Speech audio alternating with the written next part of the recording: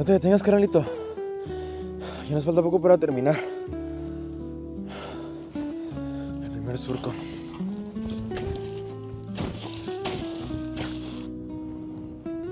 ¿No has pensado, hermano, en hacer algo más? ¿En llegar más lejos?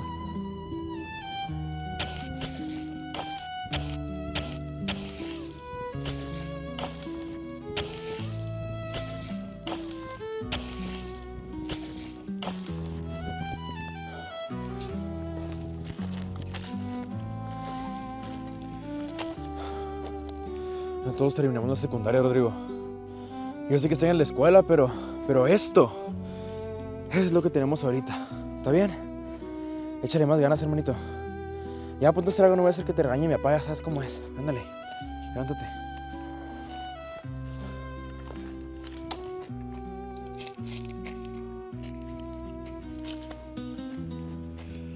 ¿Y a usted qué le pasó, muchacho? ¿Se le descompusieron las piernas o qué? A trabajar, mijo, que la tierra no se va a dar sola. ¡Ándele!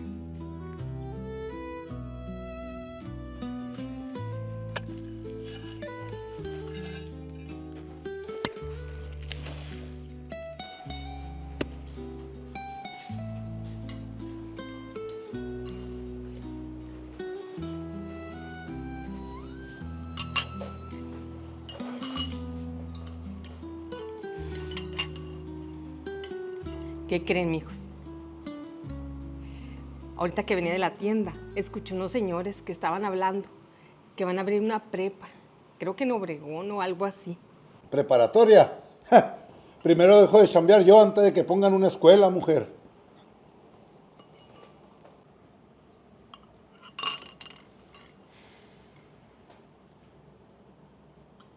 Papá, hay algo que he estado pensando. Pienso irme un tiempo con el tío Alfredo a Guadalajara. ¿Con tu tío Alfredo? ¿Se te metió una culebra en la cabeza o qué, Rodrigo? No me digas que piensas irte a estudiar. Pues sí, papá. Agarro mis cosas, tomo el tren y mi tío me recibe. La bronca no es tu tío, mijo.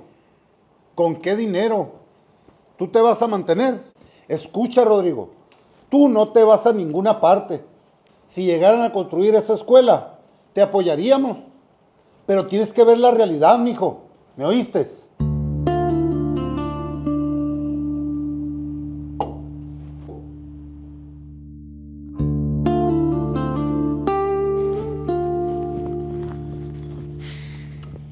La verdad, Rodrigo, estamos muy bien aquí. No entiendo por qué te quieres ir, sinceramente. Ya lo decidí. Rodrigo, no tenemos suficiente dinero y estás consciente de eso.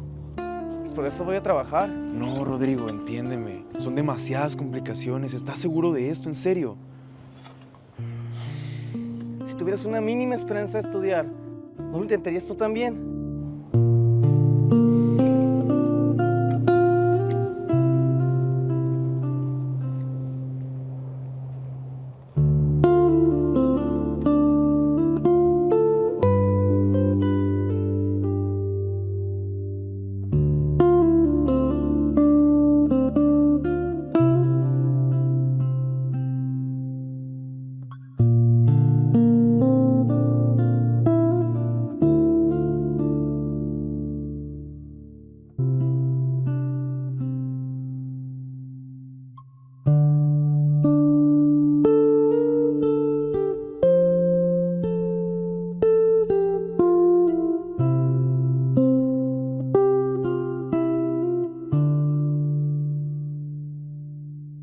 ¿Qué? ¿100 pesos? Sí, papá. Con eso voy a... Con esto no te alcanza ni para vivir debajo de un puente, Rodrigo. ¿Qué te pasa? Pareces un chamaquito que no sabe nada de la vida. Tuve que crearte como un hombre fuerte para que aguantaras la friega del trabajo, Rodrigo. ¿Qué más quisiera yo que estudiaras? Que fueras un hombre de bien, un licenciado, un ingeniero. Pero cuando no se puede, mijo. Agarra tus 100 pesos y haz con ellos lo que te dé tu regalada gana.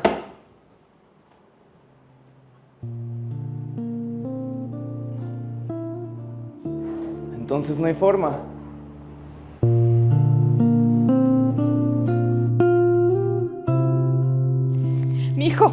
Mi hijo. La van a poner, mi hijo. ¿De qué hablas, mamá? ¿De qué disparate estás Léalo, hablando mijo, tú, léalo. mujer?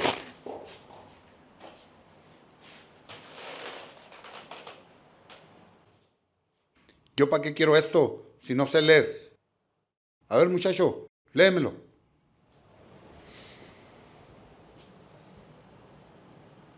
Rodrigo, ¿Qué?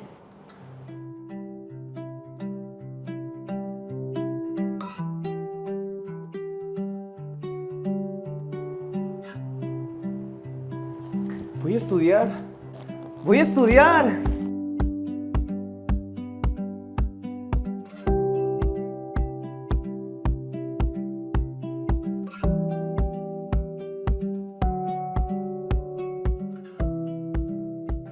De curiosidad le pregunté a mi abuelita que por qué mi abuelo se había desgastado tanto,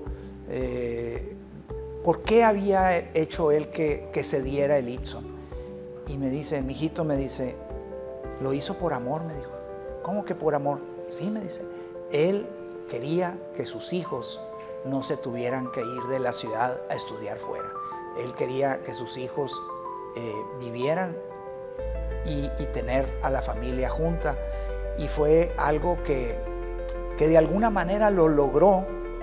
Se puso de pie Moisés Vázquez Gudiño y disparó a los indecisos un discurso apasionado sobre la urgencia de contar con una preparatoria que evitara la separación de los jóvenes de sus hogares, pues tenían que irse a estudiar a Hermosillo, Guadalajara o México. El discurso era, además, un reproche contra los audaces hombres de negocio y conquistadores del campo que se habían vuelto cautos, quizá temerosos de entrarle a una empresa cultural en la que no se sentían seguros. La voz de Vázquez Gudiño silbaba como latigazo sobre la concurrencia que guardaba silencio, impresionada por aquel hombre, dolido ante la falta de valor y el exceso de cautela de los oyentes. Sí, no contaban con local para el instituto, no había dinero, no tenían maestros. ¿Y qué? Solicitarían el edificio de la escuela José Rafael Campoy que acababan de desocupar. Juntarían fondos con un gran sorteo. Ellos mismos, los socios leones, eran profesionistas, aptos para impartir clases. Podemos hacerlo.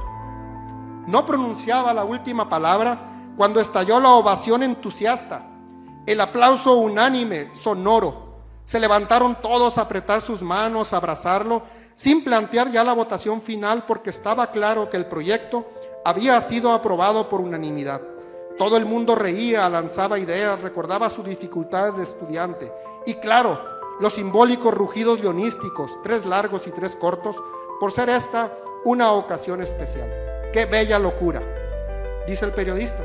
Atesoro el privilegio de haber estado presente aquella noche de hace 70 años, voy a poner yo, envuelto en la emoción general, conmovido también por los argumentos apasionados de un hombre que no sabía retroceder, de un hombre que vive aún en el Itzon, que vivirá siempre. Un fuerte aplauso al Club de Leones. Muchas gracias.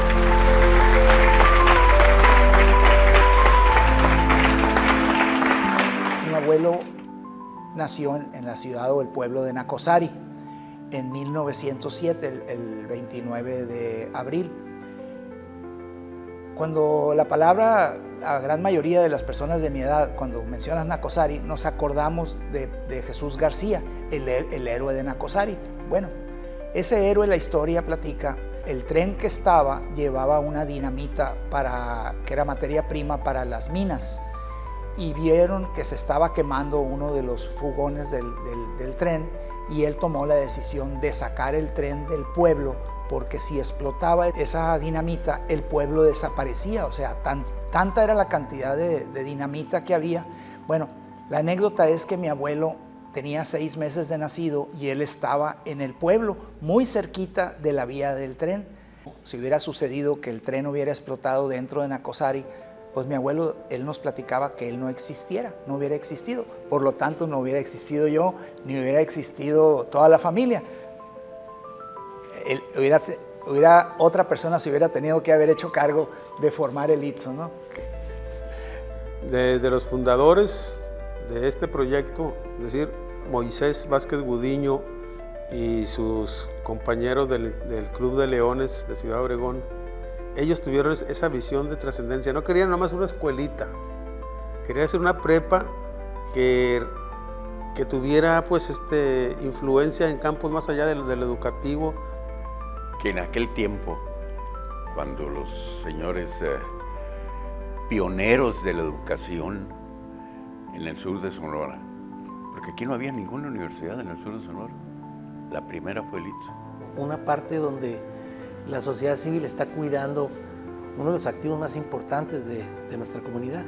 La universidad surge de la sociedad civil, del deseo de mantener a las familias en la ciudad. El patronato es autónomo en sus decisiones, sí, y la parte más importante, como te decía, es la vinculación sociedad civil con la universidad. Estamos orgullosos de tener una institución educativa como esta, ser parte del crecimiento del ITSON. Tengo el orgullo de haber sido consejero o patrono. Tenemos el orgullo también de haber puesto nuestro granito de arena para hacer en 1957 un maratón. En sus principios, te decía, el ITSON tuvo un apoyo económico básicamente de sus fundadores, que era gente de empresa, profesionistas de aquí de la localidad, que de manera muy generosa dijeron: yo pongo esto, yo pongo aquello. Más o menos en 1957 se hizo un maratón. Tengo entendido que se le cubrieron los honorarios nada más a Héctor Lijón Cabrera y el tiempo lo cedió el señor García de León, mi padre, para juntar en 1957 $1 millón de pesos. Pero también de apoyo de la sociedad, de la gente más humilde, que llevó su cooperación para que la institución empezara a funcionar o que siguiera funcionando de manera estable. Algo que fue muy significativo fue el impulso que toda la sociedad le dio a este maratón para que aquí hubiera una universidad, el Instituto Tecnológico del Noroeste. Agricultores, trabajadores, todo el mundo se motivó y le entró a apoyar. El ITSON te necesita. El ITSON tiene que crecer porque cada vez hay más alumnos. Tu aportación, por pequeña que sea, es grande para el ITSON. Métete la mano a la bolsa. Sácate los 5, los 10 pesos, los 1,000 pesos. Coopera con el ITSON porque el ITSON te necesita. Y tú necesitas al ITSON porque tus hijos van a estudiar en el ITSON. De manera que no le saques. Métete la mano a la bolsa y apoya al ITSON. Podemos decir que las personas desde la dirección o desde la rectoría que han influido o que le han dado su toque especial a esa institución, su toque personal, pues tenemos el principio de José María de los Reyes, que ni siquiera era aquí de Sonora, era un congresista mexicano de allá del centro del país, quien había tenido éxito con la apertura de una preparatoria para trabajadores en la Ciudad de México. Y por eso en 1955, cuando el Club de Leones abre la preparatoria, convoca allá por medio de contactos a esta persona, a José María de los Reyes, para que venga a dirigir la institución que se iba a crear. Sí, entonces se vino de los Reyes, aunque era pues una estancia entre sus obligaciones como legislador y político en el centro del país, y venía aquí también a asesorar el desarrollo de la naciente institución, pero la dejaba en manos muy confiables como el maestro Ibarra, que fue el primer director ya formal, luego como Alberto Delgado Pastor, un intelectual que le dio un enfoque muy, muy interesante con la educación digamos humanista también para los estudiantes de la preparatoria, que en un principio se llamó Centro de Estudios Justo Sierra. Solo un año, del 55 al 56, del 57 al 62, fue el Instituto Tecnológico del Noroeste, el INNO. El director Salazar Ainza estuvo al frente de la institución en tiempos muy difíciles. Son los años de la rebeldía juvenil que se trasladaba a los campus universitarios, a las escuelas, y donde pues había, como hubo aquí en el Leeson, ¿sí?, en los fines de los 60, principios de los 70, movimientos fuertes que a veces amenazaban con la estabilidad de una institución. Entonces el director Salazar Ainsa supo estar a la altura de esos tiempos y sacó adelante la institución sin que fuera dañada esta en su funcionamiento cotidiano, ¿no? Después viene el licenciado Eduardo Estrella Acedo. Él es un personaje importantísimo, clave en esta historia, porque fue quien gestionó ya la condición jurídica, legal de este instituto en una universidad pública. Eduardo Estrella se movió mucho porque él había sido secretario de gobierno con el gobernador entonces, que era Samuel Ocaña, y tuvo mucho movimiento él, hizo muchas gestiones para que se concediera el estatus universitario al Leeson y además se le diera su autonomía, algo indispensable en una universidad pública y en universidades de cualquier tipo. La autonomía académica, la autonomía administrativa en todos los sentidos. Entonces Estrella, quien alguna vez me confesó en una plática personal que para él lo más importante de su vida, lo que más quería era en su familia y el Leeson. Y empecé a dar clases en el Leeson, que era una preparatoria, en febrero del 57. Pasaron los años y yo dando clases, y ya como abogado me enamoré de la docencia y di muchas clases, di 31 años di clases. Siguiendo los consejos de mi padre, me dijo: vas a dirigir una escuela muy importante. Rodéate de gente que sepa más que tú. Y eso fue lo que hice. Me rodeé de gente que sabía más que yo. Y me apoyó. Le llevé el proyecto de ley y le gustó. Y lo mandó al Congreso del Estado. Y el Congreso del Estado la aprobó por unanimidad, la nueva ley orgánica de Leeson, en una sesión del 30 de septiembre de hace 45 años. 30 de septiembre. Y yo no me da vergüenza decir, íbamos el maestro Felipe Musquiz y yo, estuve en la sesión del Congreso y digo, no me preguntes, que casi lloro la emoción. Terminó de hacer el Congreso y nos vinimos en tren para ya con una ley orgánica, con el mismo estatus de la Unison, o el mismo. ¿Qué quiere decir eso? Que podía darle validez a todos los estudios.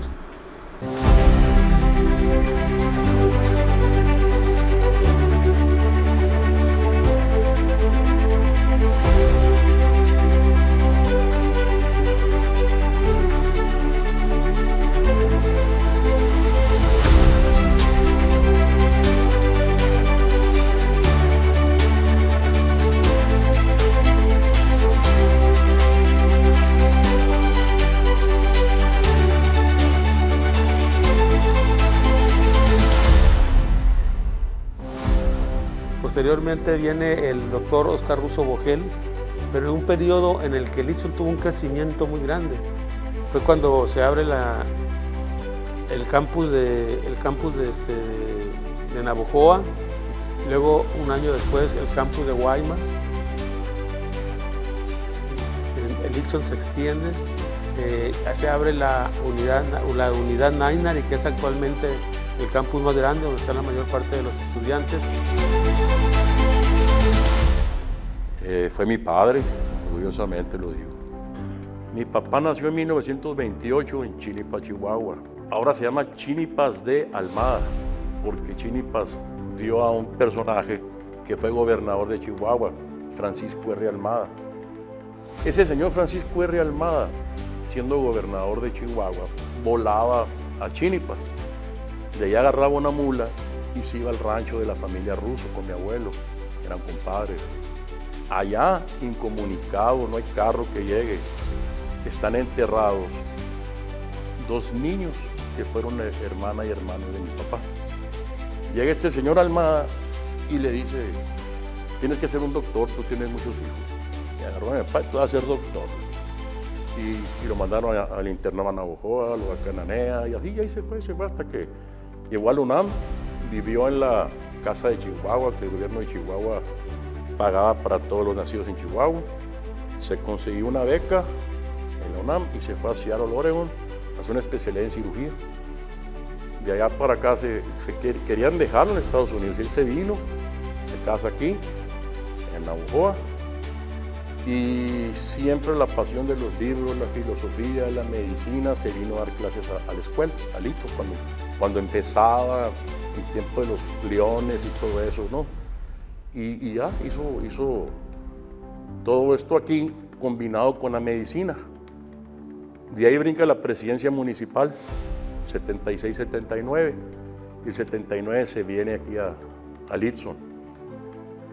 Ahí metió en la balanza, porque era un auge político, pues tenía excelentes relaciones, excelentes calificaciones, por decirlo, ¿no? Pero a él siempre le importó más, él hizo más valioso la educación. Nunca quiso desviarse de trascender con la universidad, y fue su pasión, y ahí la historia está muy fresca para mucha gente.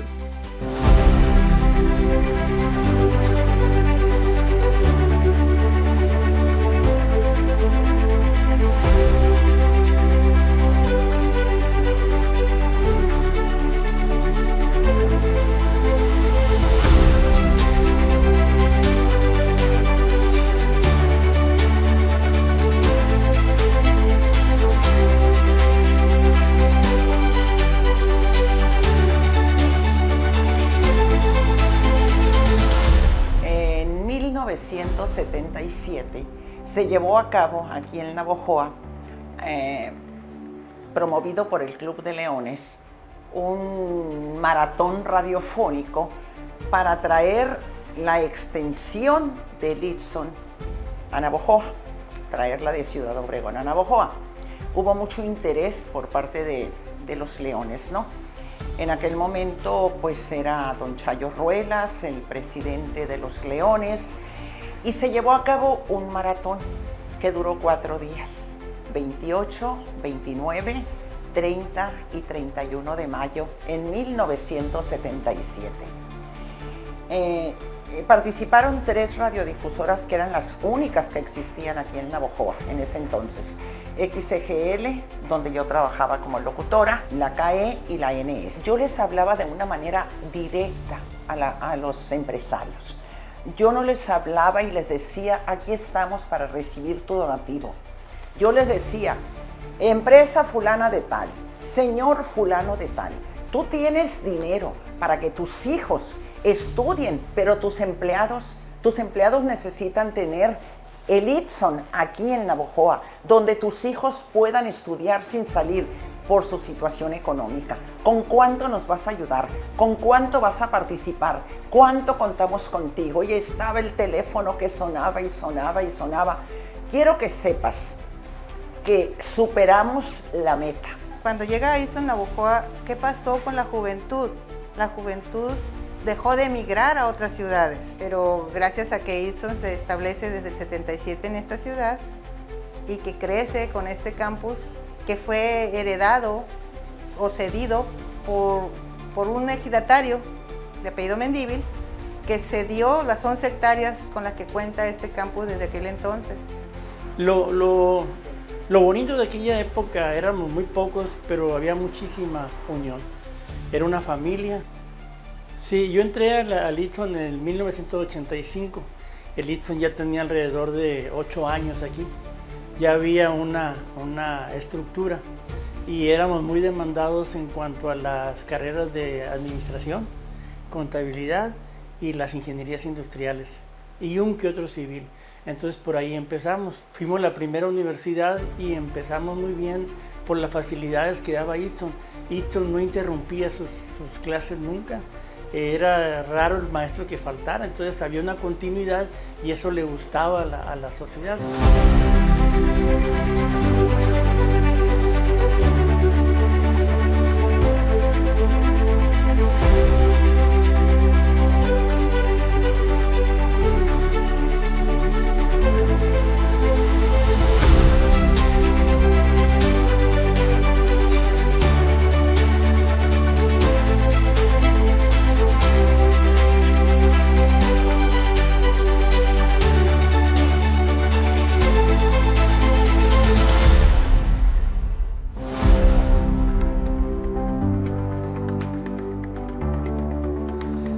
Sí, yo creo que Guaymas requería de una universidad que estuviera al alcance de la mayoría de los egresados.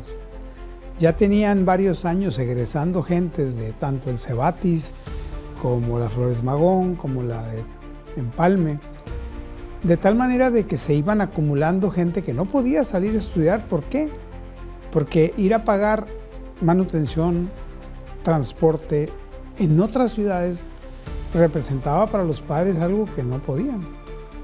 Entonces, el Easton se convirtió en esa oportunidad.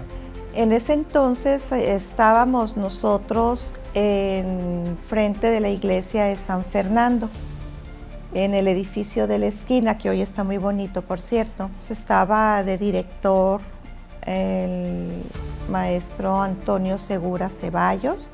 Era muy chiquito ese edificio, era de 3 pisos. En el tercer piso recuerdo que estaba biblioteca. Y en ese mismo año, en julio del 85, nos cambiamos para acá, para la unidad de aquí de San José de Guaymas. Pues yo estoy en el Easton desde hace 43 años. Entré a estudiar ingeniería industrial en la unidad Guaymas. La unidad Guaymas tenía 1 año de haber iniciado, ¿okay? Y ahí estuve conviviendo con los compañeros, con los maestros de la unidad Guaymas.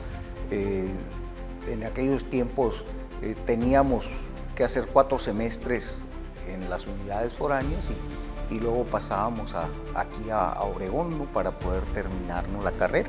Desde que llegó Easton a Guaymas, nos damos cuenta que ha venido evolucionando el progreso de Guaymas. ¿Por qué? Porque le ha brindado la oportunidad a jóvenes y adultos inclusive de ser profesionistas y exitosos. El Easton Guaymas y su contribución se ve ya en la comunidad y se siente, y más sobre todo si hablamos de la época en la que se funda. Es muy bien aceptado el Easton y rápidamente se ve en el desarrollo local.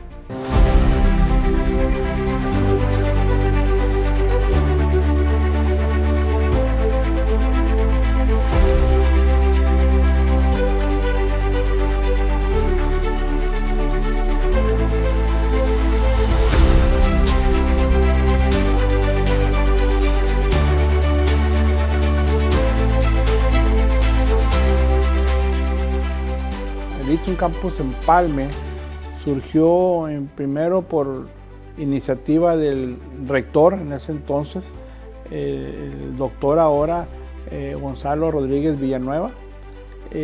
Tuvimos una reunión, el vicerrector académico y su servidor, donde pues se evaluó de qué tan bueno sería abrir un campus aquí.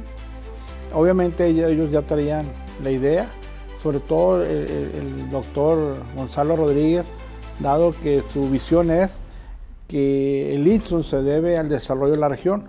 Y como el Easton realmente está en el sur de Sonora, desde Guaymas hasta Navojoa, ahora también en Guatabampo, sin embargo, me pidió que hiciera todos los estudios de factibilidad académica, económica, y de impacto en el desarrollo, ¿no?, administrativa y social, deportivo y cultural. Nosotros, eso me lo pidió como en septiembre del 2004. En el 2005 fue cuando se apuntó fuertemente el análisis.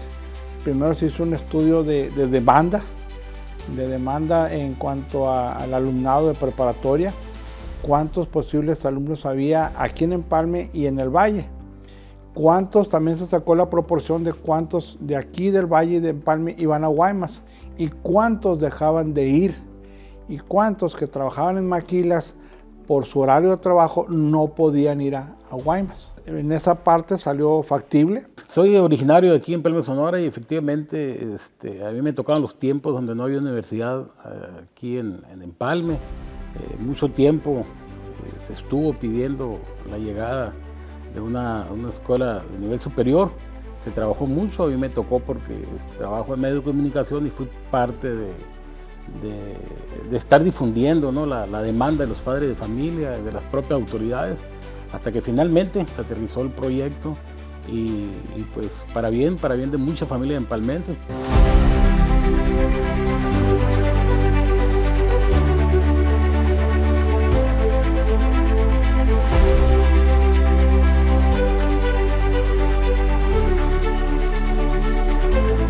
El éxito del Itson en aquel entonces ya se daba, se sentía, y cuando se cambia a la unidad Nainari y se veía como el número de alumnos de 200 alumnos, 250 alumnos que estábamos allá en el 77, 78, fue creciendo muy rápido, pero lo más notorio fue que al no haber rutas de camiones en aquel entonces, el día del examen de la admisión era un mar de alumnos caminando por las calles de Villa Itson rumbo al examen, y en el cual había hasta 4.000, 5.000 solicitudes en un semestre. En un principio fue muy interesante el administrar todo ese recurso, los exámenes, y que se hacían 3 exámenes de admisión: física, matemáticas y un psicopedagógico, química.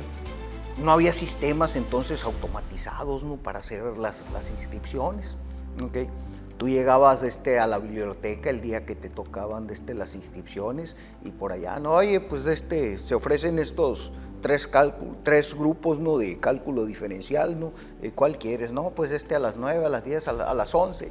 Y luego por allá, Mario, ponle un grupo, un alumno más, ¿no? Y uno ahí le pone una rayita, ¿no? Y entonces había un montón de rotafolios donde iban anotando, ¿no? Ese grupo ya se llenó. Y yo creo que, bueno, pues para la cantidad de alumnos que éramos en ese momento, pues digamos que se podía atender así.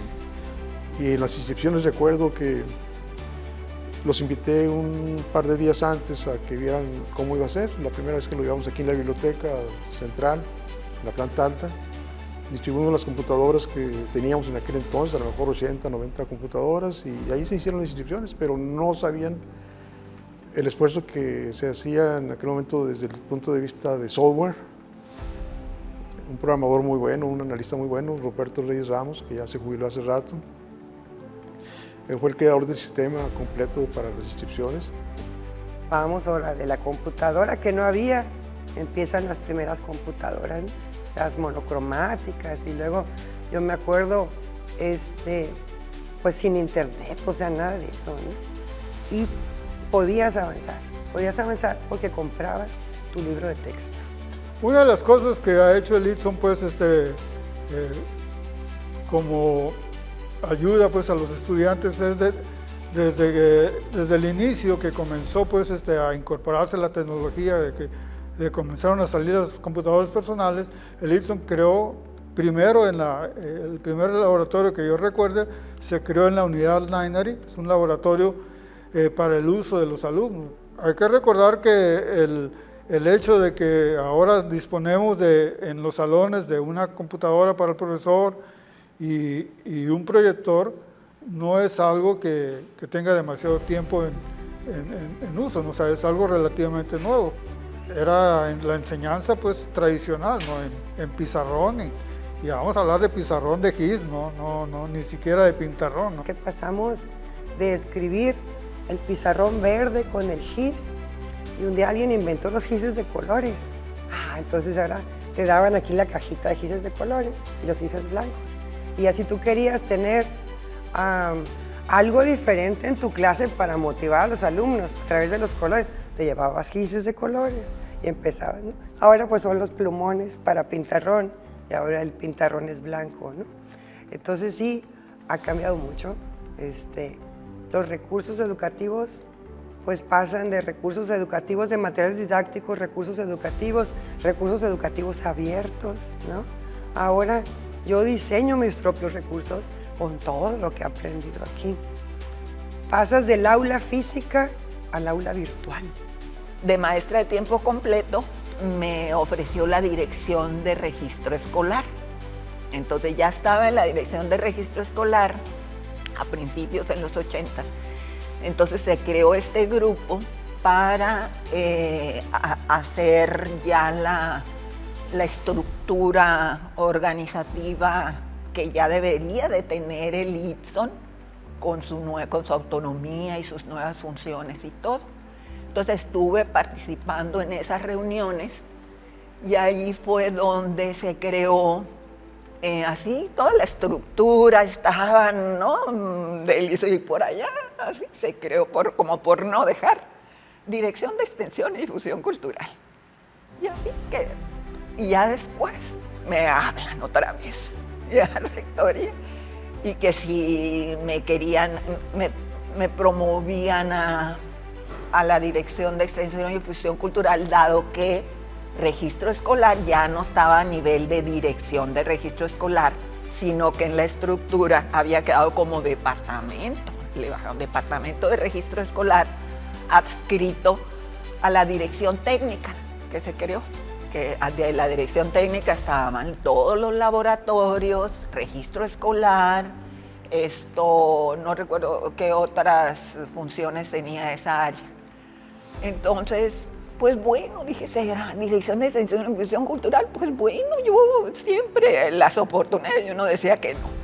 Y así fue como llegué a la Dirección de Extensión y Difusión Cultural en el 80.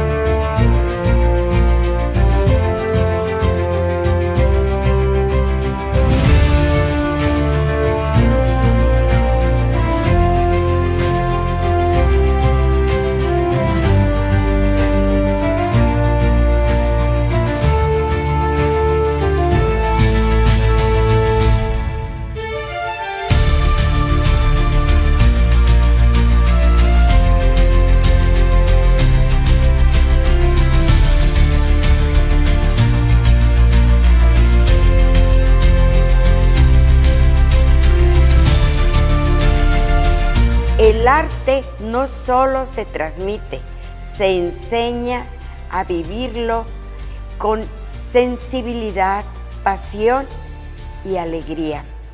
Por sus 24 años de servicio profesional como formadora de las bases artísticas en el género de la danza en beneficio de nuestra comunidad universitaria. Ahí está. Se comenzaron a formar los festivales, se comenzó a hacer con el profesor Sergio Castro Angulo, que también fue pionero en la música aquí en el Tecnológico. Entonces, conformamos una revista musical. Él tocando, cantando los muchachos y nosotros bailando. Estuve aquí cuando el ITSON era prepa. Y había dos corrientes también aquí en el ITSON en la prepa, cultural y técnica le llamaban, ¿no? Yo estudié siempre, yo estuve en la corriente cultural.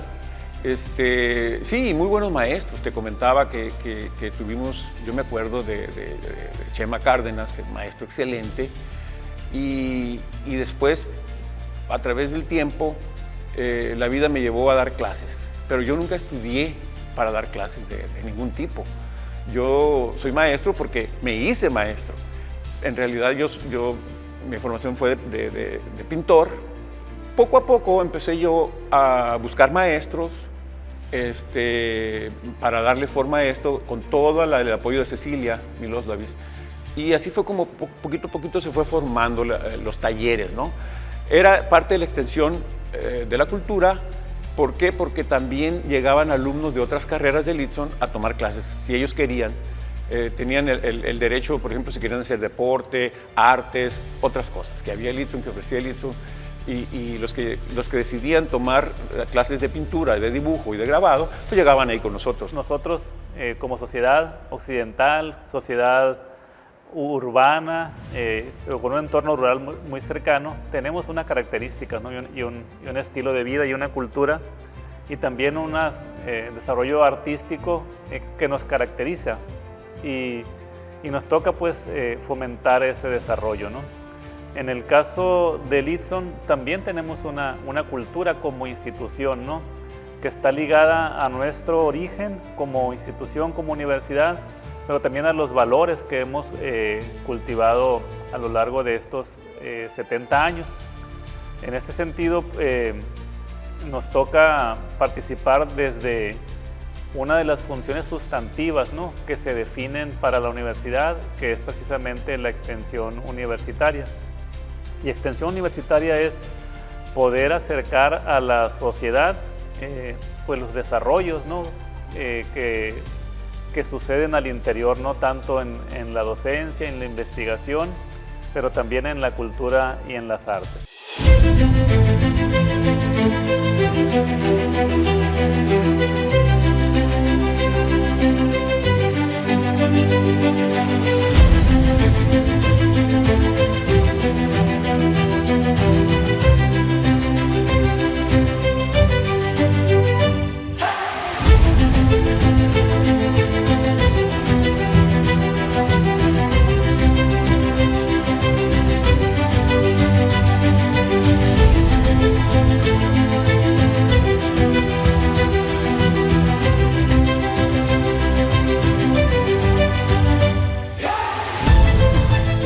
Por eso le pusieron potros, porque eran tan rápidos, tan fuertes, tan veloces, que nadie nos podía alcanzar. Tú ves una medalla, la medalla te la ganas en la cancha de entrenamiento. Y todos los juegos se ganan, todos los campeonatos se ganan en la cancha de entrenamiento. Todo va para arriba los potros. Cuando tú relinchas, que te sientes potro, pues, ¿no? Bueno, es que seas tu caballo, pero cuando están en el gimnasio, el que no brinque no es potro, el que no brinque, es la identidad que tienen todos los alumnos. Y yo salí de aquí potro, y voy a ser potro. Tengo sangre de potro y sangre azul de potro. El primer juego de americano que tuvimos, el primer eslabón le llamamos, ¿verdad, Carlos? Fue en el 84, 24 de abril del 84. Y ya fuimos a jugar a Nogales, Sonora, contra el equipo del Tecnológico Nogales. Llega Pablo Curaica en aquel entonces y no me acuerdo quién más, corriendo y nos dicen, ya los vimos, dijo, están bien grandotes. Imagínate cómo se nos quitó las ganas de cenar en ese momento. Entraron todos los nervios del mundo, ¿no? Bien grandotes, dijeron, hijos. Pues sí estaban grandotes, pero al siguiente día les ganamos 54-0. Ese fue el debut del Itzon ya en un equipo ya organizado de fútbol americano.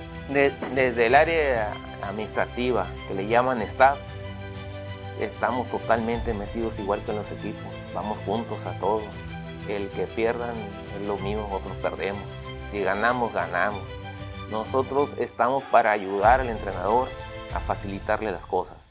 Las comidas, el hotel, el transporte, los uniformes, los balones, que el entrenador batalle lo menos posible y se concentra en lo que es su juego. Pero igual, nos bajamos del mismo transporte, vamos al mismo campo de juego, estamos gritando igual con ellos. Es exactamente lo que es el estado de la logística, van juntos con el equipo, vamos todos juntos.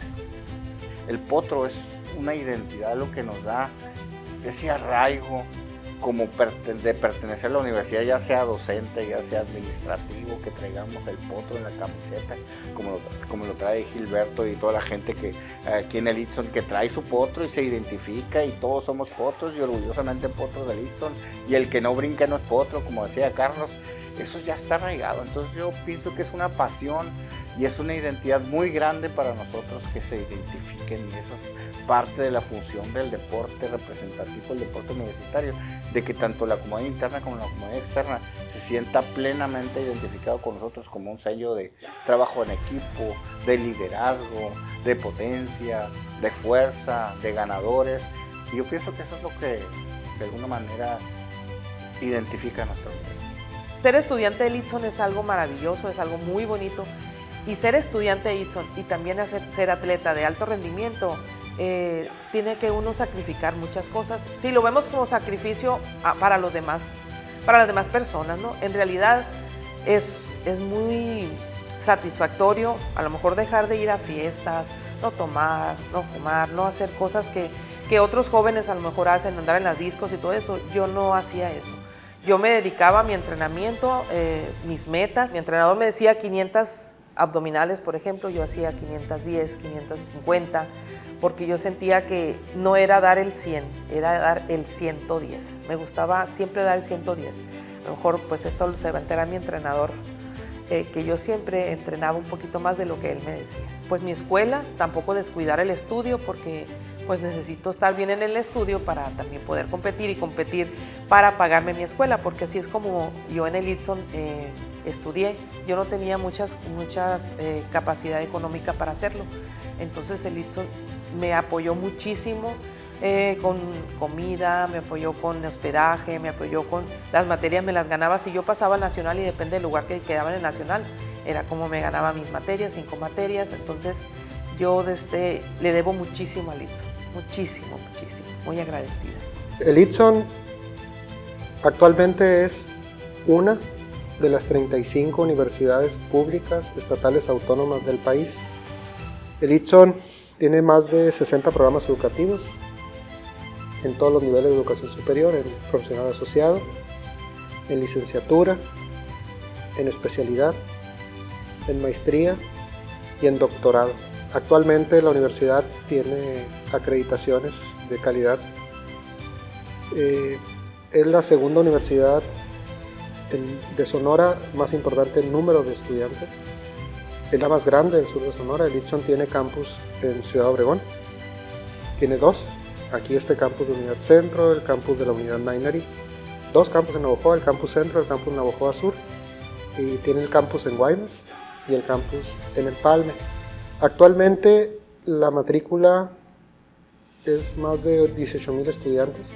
El Itson es muy fuerte en deportes, es muy fuerte en cultura, es reconocido por su calidad académica, pero también el tema de la contribución. Por ejemplo, me he encontrado con muchas organizaciones, con muchas personas, con comisarías que valoran mucho estas prácticas profesionales, estos acercamientos o esta vinculación que tiene el Itson para atender diversas necesidades de la sociedad. Pero ¿qué sería del Itson sin su gente?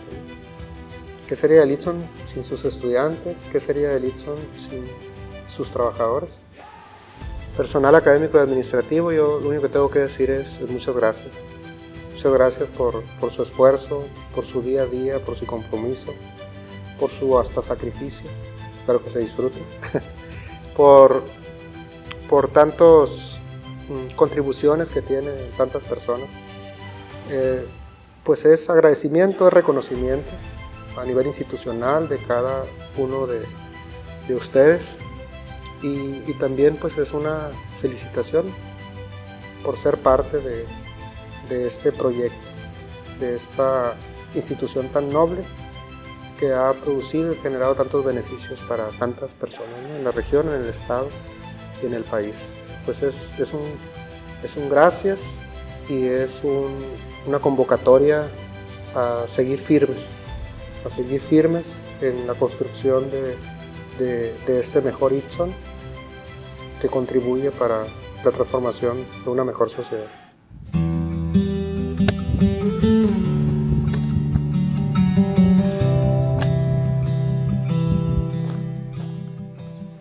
¿Qué pasó, pa? ¿Se le descompusieron los brazos o qué? Ya se me hacía que te habías ido a Guadalajara, muchacho.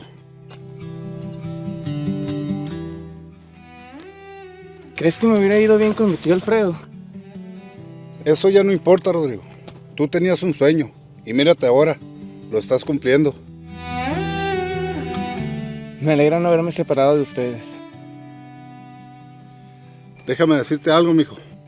Tu madre, tu hermano y yo vamos a seguir siendo los mismos campesinos de siempre. Pero tú tienes un pie en el campo y el otro en la grandeza. Así que a estudiar, mijo, que el título no va a salir solo. Ándele.